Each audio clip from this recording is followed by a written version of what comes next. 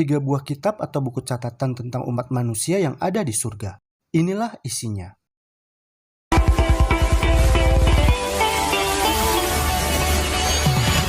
Setiap tindakan atau perbuatan umat manusia semasa masih hidup di dunia itu akan dicatat oleh malaikat pencatat. Dan malaikat pencatat akan memakai hukum Allah sebagai standar atau ukuran dengan mana tabiat dan kehidupan umat manusia itu akan diuji pada hari penghakiman.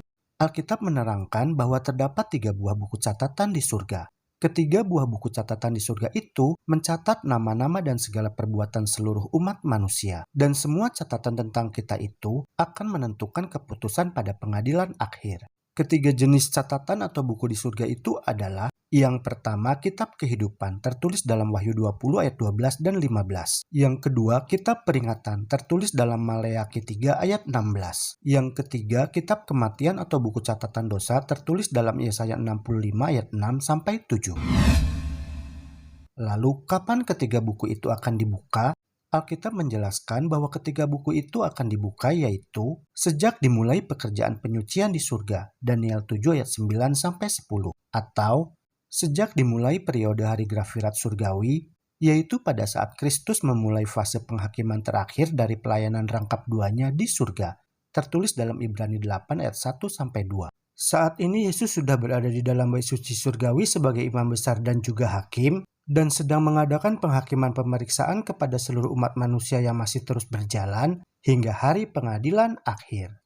Dan inilah bunyi ayat-ayatnya. Daniel 7 ayat 9 sampai 10. Sementara aku terus melihat tahta-tahta diletakkan, lalu duduklah yang lanjut usianya. Pakaiannya putih seperti salju dan rambutnya bersih seperti bulu domba. Kursinya dari nyala api dengan roda-rodanya dari api yang berkobar-kobar. Suatu sungai api timbul dan mengalir dari hadapannya. 1000 kali beribu-ribu melayani dia, dan selaksa kali berlaksa-laksa berdiri di hadapannya.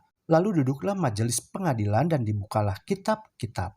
Ibrani 8 ayat 1-2. Inti segala yang kita bicarakan itu ialah kita mempunyai imam besar yang demikian, yang duduk di sebelah kanan tahta yang maha besar di sorga, dan yang melayani ibadah di tempat kudus, yaitu di dalam kemah sejati, yang didirikan oleh Tuhan dan bukan oleh manusia. Jadi menurut penjelasan bunyi ayat-ayat tersebut, buku-buku catatan surgawi itu akan dibuka, yaitu dimulai ketika Yesus duduk di bait suci surgawi sebagai imam besar atau pengantara dan hakim. Lalu, apa saja pelayanan rangkap 2 yang dilakukan oleh Yesus Kristus sebagai imam besar di bait suci surgawi yang berhubungan dengan penghakiman itu? Inilah jawabannya. Yang pertama, membuka buku-buku catatan orang-orang yang sudah mati dari dunia. Yang kedua, memeriksa buku-buku catatan orang-orang yang masih hidup di dunia.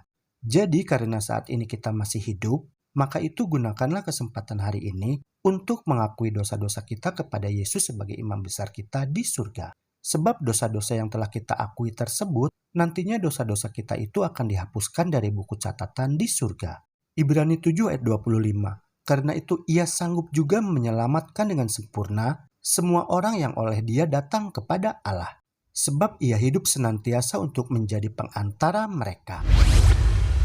Inilah isi ketiga buku atau catatan yang ada di surga. Yang pertama, buku kehidupan. Kitab kehidupan adalah berisi nama-nama semua orang yang pernah melakukan pekerjaan pelayanan Tuhan. Lukas 10 ayat 20 dan Filipi 4 ayat 3. Juga berisi nama-nama orang lainnya yang ada tertulis dan layak memasuki kota Allah. Tertulis dalam Wahyu 21 ayat 27. Berisi daftar nama orang-orang mati yang dihakimi menurut perbuatan mereka. Wahyu 20 ayat 12. Berisi nama-nama orang yang sudah terlepas dan telah menjadi pemenang pada masa kesesakan besar yang pernah dilaluinya. Tertulis dalam Daniel 12 ayat 1. Yang kedua, buku peringatan. Buku peringatan adalah berisi pencatatan tentang perbuatan-perbuatan baik dari mereka yang takut akan Tuhan dan menghormati nama Tuhan. Tertulis dalam Maleakhi 3 ayat 16. Juga berisi nama-nama orang yang melakukan perbuatan bakti dan baik mereka terhadap pembangunan rumah Allah. Nehemia 13 ayat 14. Berisi setiap pencobaan yang berhasil dilawan dan ditahan, serta berisi setiap kejahatan yang berhasil dikalahkan oleh umat Tuhan. Berisi setiap perkataan lemah lembut yang diucapkan dan atau berisi tindakan pengorbanan. Berisi setiap penderitaan dan kesedihan yang pernah ditanggung demi mempertahankan iman mereka kepada Yesus Kristus. Jadi intinya kitab peringatan itu isinya adalah bahwa setiap perbuatan kebenaran umat manusia itu diabadikan. tertulis dalam Mazmur 56 ayat 9. Yang ketiga adalah kitab kematian atau buku catatan dosa-dosa manusia. Buku tersebut berisi setiap perbuatan atas segala sesuatu yang tersembunyi, entah itu baik, entah itu jahat. Tertulis dalam Pengkhotbah 12 ayat 14. Berisi pencatatan setiap kata sia-sia yang diucapkan. Karena menurut ucapannya, maka seseorang itu akan dibenarkan atau malah akan dihukum. Tertulis dalam Matius 12 ayat 36 sampai 37.